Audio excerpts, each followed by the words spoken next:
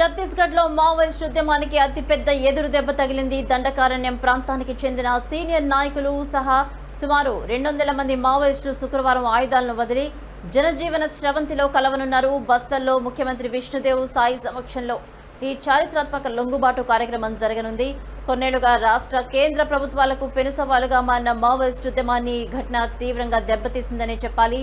ప్రభుత్వ విధానాలు, భద్రతా బలగాల కృషితోనే ఇది సాధ్యమైందని బస్తర్ ఐజీపీ సుందర్ రాజ్ తెలిపారు.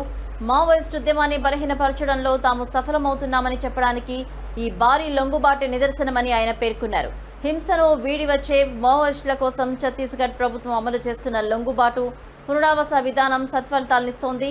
ఈ విధానం కింద లొంగిపోయిన వారికి ఆర్థిక సహాయం అందించడంతో పాటు వారు తిరిగి సమాజంలో గౌరవంగా బతికేందుకు అవసరమైన తోడ్పాటును ప్రభుత్వం అందిస్తుంది. అయితే గత కొద్ది రోజులుగా మావోయిస్టుల లొంగుబాట్లు గణనీయంగా పెరిగాయి. కేవలం ఒక్క రోజు క్రితమే టాప్ కమాండర్ రూపేష్తో సహా 170 మంది లొంగిపోయారు. అంతకుముందు అక్టోబర్ 15న సుక్మా జిల్లాలో 50 లక్షల సమిష్టి బహుమతి కూడా ఉన్న 27 మంది మావోయిస్టులు ఆయుధాలు అప్పగించారు. గత 2 రోజుల్లో ఛత్తీస్గఢ్, మహారాష్ట్ర వ్యాప్తంగా మొత్తం 258 మంది లొంగిపోయినట్లయితే సమాచారం.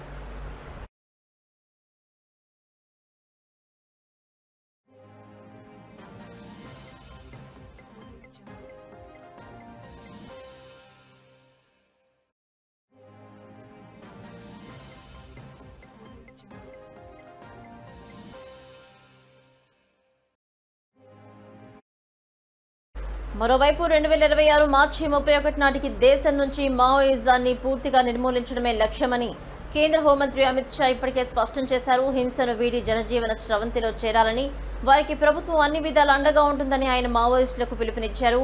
ఉద్యమంలో అంతర్గత విభేదాలు, స్థానిక ప్రజల నుంచి మద్దతు కొరవడం వంటి కారణాలతో మావోయిస్టులు లొంగుబాటు మొగ్గు చూపుతున్నారని విశ్లేషకులు భావిస్తున్నారు.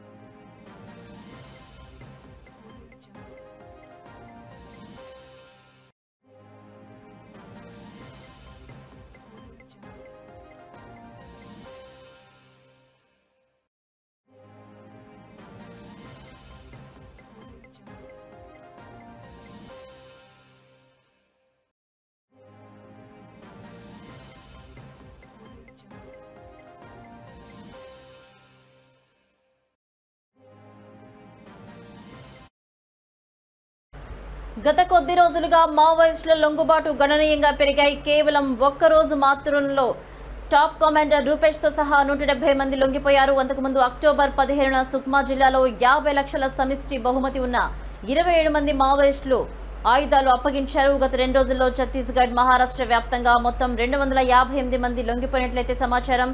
ఇదే అంశానికి సంబంధించి మరిన్ని అప్డేట్స్ మా ఇన్పుట్ ఎడిటర్ ఆసిఫ్ అందిస్తారు. ఆసిఫ్, కేంద్ర మంత్రి అమిత్ షా ఒక ప్రకటన స్పష్టం చేశారు. 2026 మార్చి 31 లోపు దేశవ్యాప్తంగా మావోయిజాన్ని పూర్తిగా నిర్మూలించడం లక్ష్యంగా పనిచేస్తామని కేంద్ర హోంశాఖ మంత్రి ప్రకటన నేపథ్యంలో వరుసగా మావోయిస్టులకు గట్టి షాక్ ఎదురవుతున్న పరిస్థితి కనిపిస్తుంది. ఎందుకంటే ఇప్పటికే మావోయిస్టులకు సంబంధించి ఈ 2 రోజుల్లో దాదాపు 258 మంది మావోయిస్టులు ఛత్తీస్గఢ్ ప్రభుత్వానికి లొంగిపోయిన పరిస్థితి కనిపిస్తుంది. అయితే గత కొంతకాలంగా ఛత్తీస్గఢ్ ప్రాంతంలోని అనేక ప్రాంతాలలో మావోయిస్టు ప్రాబల్యం కలిగిన ఛత్తీస్గఢ్ రాష్ట్రంలో అనేక మంది ఎన్కౌంటర్ల ఎన్కౌంటర్ కావచ్చు, భారీ ఎన్కౌంటర్లో కూడా అనేక మంది ప్రాణాలు కూడా కోల్పోయిన పరిస్థితి చూస్తున్నాం. అయితే గత కొంతకాలం నుంచి మావోయిస్టులను పూర్తిగా అణిచివేసేందుకు కేంద్ర ప్రభుత్వం, ఒక పక్క రాష్ట్ర ప్రభుత్వాలు ఛత్తీస్గఢ్ కావచ్చు, ఇటు తెలంగాణ ప్రభుత్వం కావచ్చు, మొత్తం బార్డర్లో నక్సలైట్ ప్రభావిత ప్రాంతాలు ఎక్కడైతే ఉన్నాయో మావోయిస్టు ప్రాంతాలకు, ఆ ప్రాంతాలన్నిటి కూడా ఇప్పటికే జల్లెడ పట్టి మొత్తం మావోయిస్టులను పూర్తిగా ఏరివేస్తున్న పరిస్థితి కొంతకాలం నుంచి చూస్తున్నాం. అయితే వరుసగా జరిగిన మావోయిస్టు ఎన్కౌంటర్లో అనేక మంది మావోయిస్టులు తమ ప్రాణాలు కూడా కోల్పోయిన పరిస్థితిని గత కొన్ని సంఘటనల నేపథ్యంలో చూసాం. ఎందుకంటే ప్రతి సంఘటనలో దాదాపు భారీగానే మావోయిస్టు మృతి చెందిన సంఘటనలు ఉన్నాయి. అయితే తాజాగా మొత్తం ఛత్తీస్గఢ్ ప్రాంతంలో ఎక్కువగా ఉన్న ఏదైతే మావోయిస్ట్ ప్రభావిత ప్రాంత జిల్లాలపై కేంద్ర ప్రభుత్వం ఇప్పటికే కేంద్ర బలగాలతో దృష్టి పెట్టిన పరిస్థితి కనిపిస్తుంది. ప్రతిరోజు అక్కడ కూంబింగ్ జరుగుతున్నాయి. కూంబింగ్ జరగడంతో మావోయిస్టులందరూ కూడా ఏరివేస్తున్న పరిస్థితి కనిపిస్తుంది. అయితే 2026 మార్చి 31 నాటికి దేశవ్యాప్తంగా నక్సలైట్లు లేకుండా చేస్తామని ఏదైతే ప్రకటన చేశారో, ప్రకటన నేపథ్యంలో ఇప్పటికే మావోయిస్టులు కూడా ప్రభుత్వానికి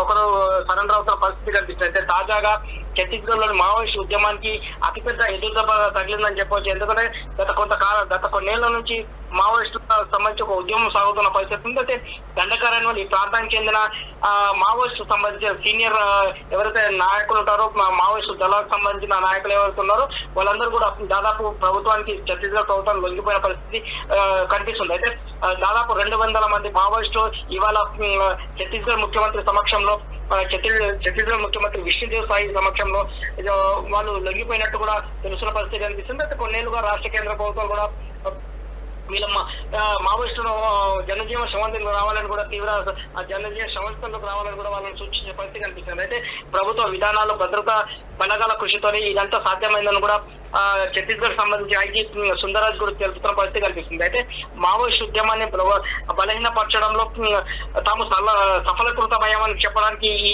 మావోయిస్టుల లొంగిబాటే ఒక కారణమని కూడా మనం చెప్పవచ్చు. అయితే మావోయిస్టుల కోసం ఛత్తీస్గఢ్ ప్రభుత్వం అమలు చేస్తున్న లొంగుబాటు పునరావాస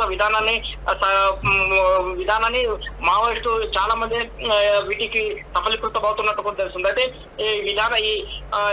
ఈ ప్రక్రియలో భాగంగా లొంగిపోయిన మావోయిస్టులకు ఆర్థిక సాయం అందించడంతో పాటు వారు తిరిగి సమాజంలో గౌరవంగా బతికే విధంగా వాళ్ళకు అవసరమైన ఏర్పాట్లను కూడా ఇప్పటికీ ఛత్తీస్గఢ్ ప్రభుత్వం అందిస్తున్న పరిస్థితి కనిపిస్తుంది. అయితే గత కొద్ది రోజులుగా మావోయిస్టులు లొంగుబాటు గణనీయంగా పెరిగిందని కూడా మనం చెప్పవచ్చు. అయితే కేవలం ఒకరోజు నిన్నటి రోజు మాత్రమే టాప్ కమాండర్ మావోయిస్టులో పేరు ప్రఖ్యాతలు గాంచిన కమాండర్ రూపేష్తో సహా 170 మంది మావోయిస్టులు లొంగిపోయిన పరిస్థితిని చూసాం. అయితే అంతకుముందు అక్టోబర్ 15న సుక్మా జిల్లాలో దాదాపు 50 లక్షల సమిష్టి బహుమతి ఉన్న 27 మంది మావోయిస్టులు కూడా ఆయుధాలను అప్పగించి ప్రభుత్వానికి సరెండర్ అయిన పరిస్థితి చూస్తున్న పరిస్థితి కనిపిస్తుంది. అయితే గత 2 రోజుల నుంచి ఛత్తీస్గఢ్, మహారాష్ట్ర వ్యాప్తంగా మొత్తం దాదాపు 258 మంది మావోయిస్టులు ఛత్తీస్గఢ్ ప్రభుత్వానికి లొంగిపోయినట్టు తెలుస్తున్న పరిస్థితి ఉంది. అయితే 2026 నాటికి 2026 మార్చి 31 నాటికి మాత్రం దేశవ్యాప్తంగా మావోయిజాన్ని పూర్తిగా నిర్మూలించడమే లక్ష్యంగా